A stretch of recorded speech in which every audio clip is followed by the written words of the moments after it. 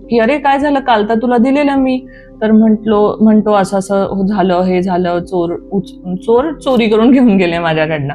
तर तो म्हणतो ठीक आहे चालेल, अर्जुन म्हणतो. मग त्यावेळेला तो छोटीशी पोटली काढतो डायमंडची, त्याच्यामध्ये डायमंड असतात एकदम महाग, आणि काढतो त्यांच्या हातात देतो की हे घे बाबा, हे बा आता हे डायमंड आहे, त्याच्यापेक्षा पण महाग आहे, व्यवस्थित सांभाळून घेऊन जा, ठीक आहे. तर म्हणतो हा हा हा हा ठीक आहे चालेल. आणि हा घेऊन जातो घरामध्ये, छोटीशी बोटली असते डायमंडची, आणि जातो आणि घरामध्ये आता कुठे ठेवू, आणि मनामध्ये तेच विचार चालू असतात, आता मी स्वतःसाठी हे करणार, मी घर घेणार, मी हे करणार ते करणार, खूप एकदम व्यवस्थित ना, एकदम सांभाळून ठेवायचं म्हणून तो ती पोटली घेतो आणि एक मोठा असा माठ असतो, ओके, त्याच्यामध्ये ठेवतो, जुना माठ असतो. आता तेवढ्यात आणि झोपून जातो, म्हणजे असं स्वप्न बघतच झोपतो की मी आता हे करणार आहे, मी आता ते करणार आहे, असं डोक्यामध्ये त्याच्या.